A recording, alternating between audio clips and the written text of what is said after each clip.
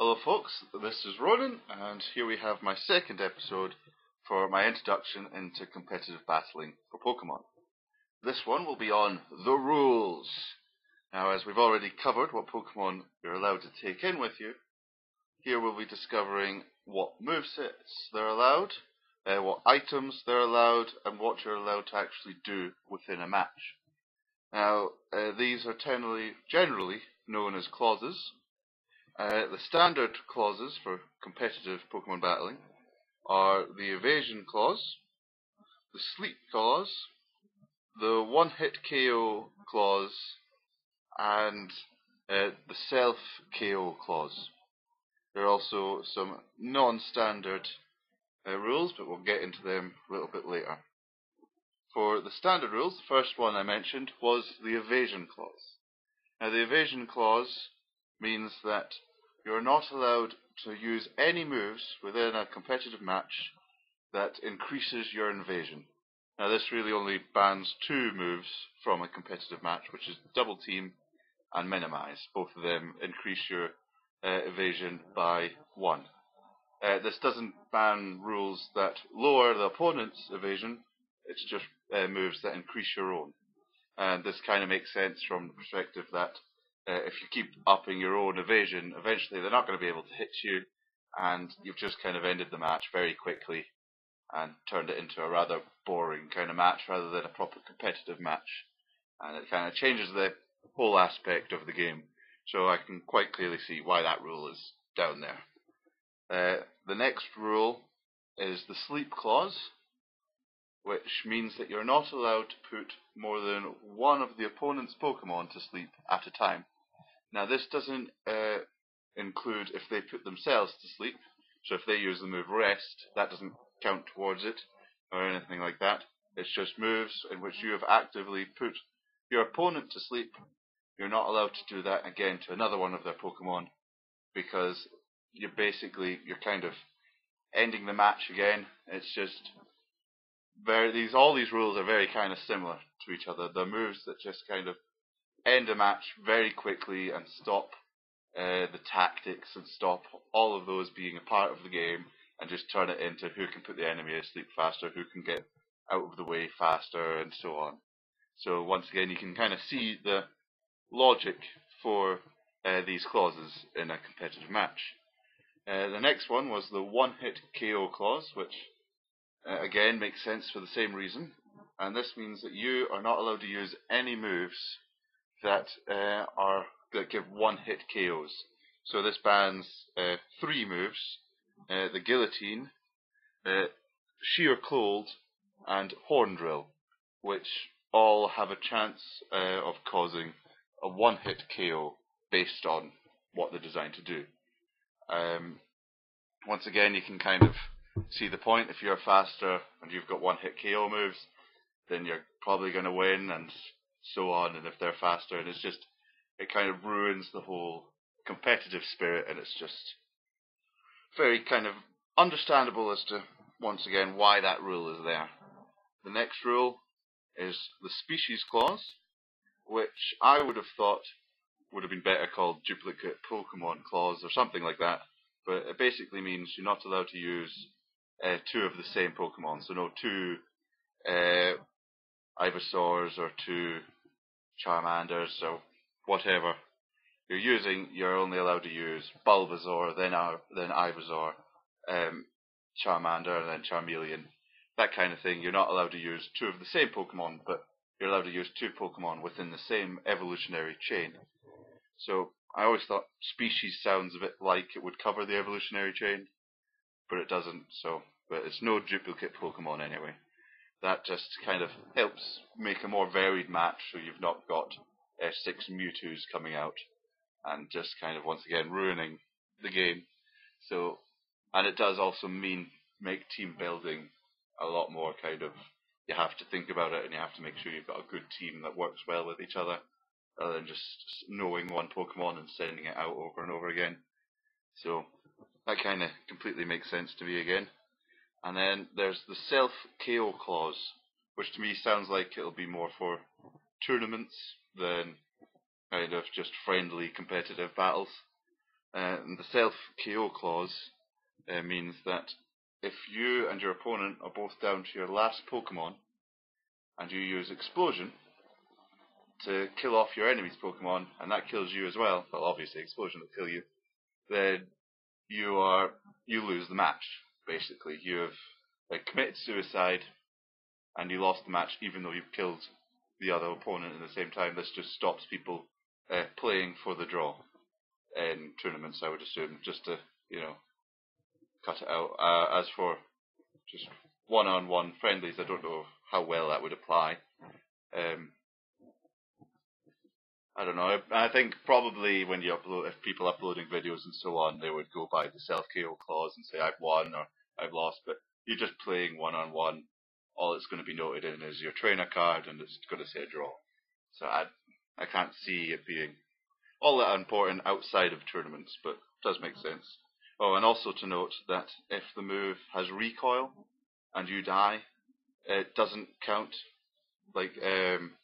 So if you're on the end of your health and you use a move with recoil and it kills you and kills the opponent, you do win that, because that isn't a suicide maneuver. That's just you died from your own move, but the move isn't designed to kill you, if you know what I mean. So if the move is designed to knock both you and your opponent out, then it counts as your loss. But if the move is only designed to knock out your opponent, and you happen to be knocked out by it as well due to recoil or something, then you win that. So once again, I think this is just separating out for tournaments, but I'm sure if you're uploading videos or something, you can say, oh, I won, he used Explosion at the end. But I don't think it really matters outside of an actual tournament or if it's getting registered in something to boast about. But if it's just one-on-one, I doubt it makes too much of an odds.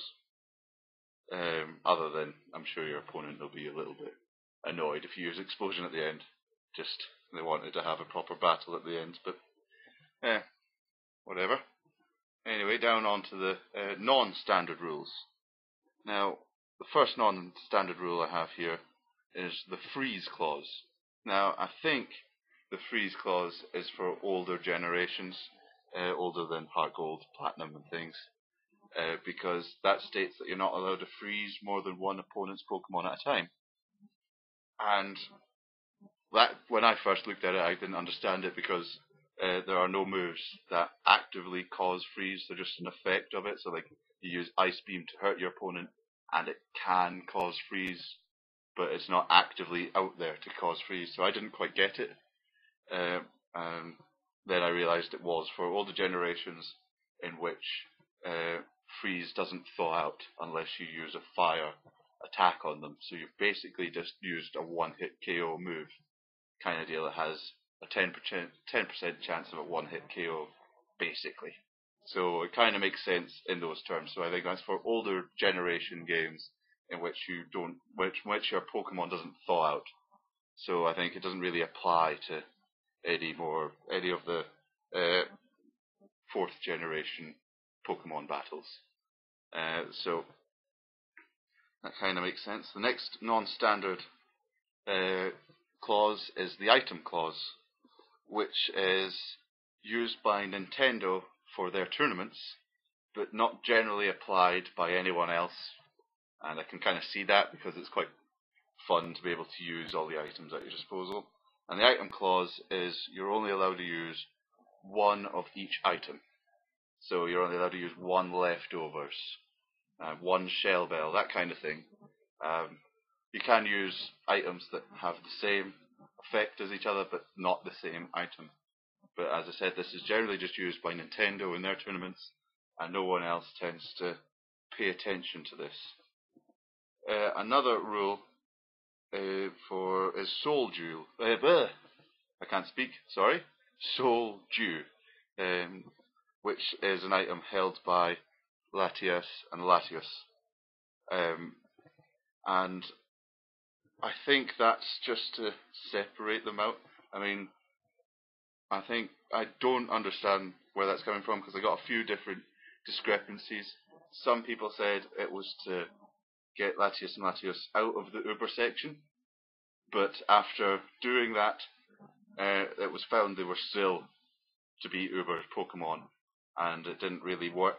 So I don't know if it applies anymore or doesn't apply on whether Latias and Latios are Ubers or not.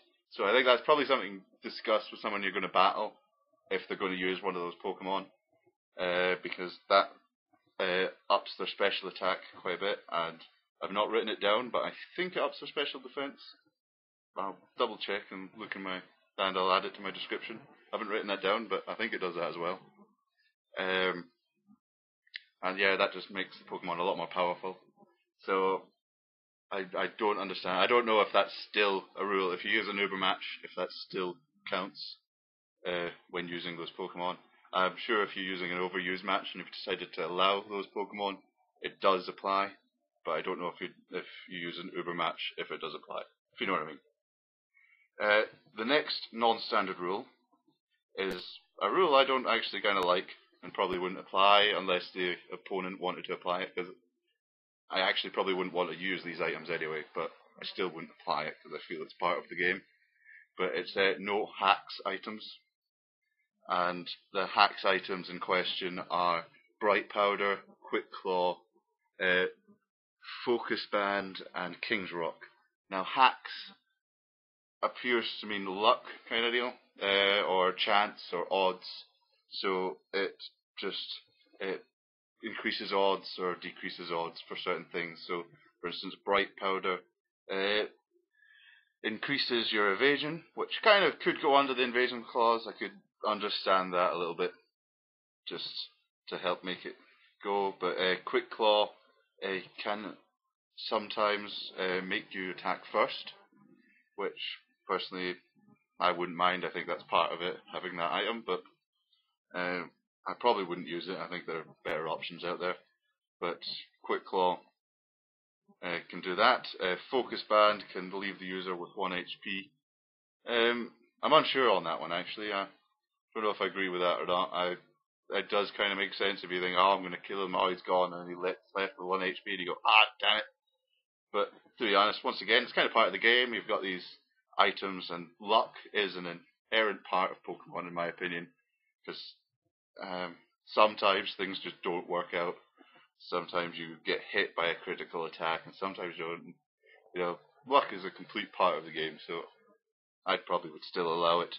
And King's Rock, which of course occasionally makes your full flinch, which once again I would allow. Again, these rules I really find that's kind of, to me, it's part of Pokemon, is the fact that luck affects the game. Sometimes life sucks and things don't go your way, and personally I wouldn't mind people using this because they don't always affect, they don't always make that Pokemon strike first, they don't always make these things happen, and to me that is part of Pokemon, is you've got this guy who just holds on, such as what Focus Band can do.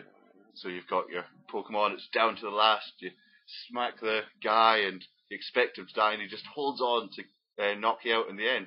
And to me that's kind of part of the game. I really can see that. If it was a proper match, I could actually see the Pokemon kind of just clinging on just for that extra go. So I actually like hacks items. So I probably would never apply that unless the opponent wanted to apply it, but then again I probably wouldn't have used these items anyway, because I think there's a few better ones out there, generally speaking. I mean, Focus Band could be helpful if you're wanting to do a bat and pass thing until you do a sweep, so that you don't lose your sweeper or someone like that. That I could understand it in that situation, but generally you do bat and pass kind of things for a bit of fun and just to mock your opponent. Quite often they don't work anyway. So yeah, I just watched a video with a Magikarp that sweeped the opponent's Uber team, and that was brilliant. I really want to try that at one point, and I think they used a Focus Band to stop their Magikarp dying.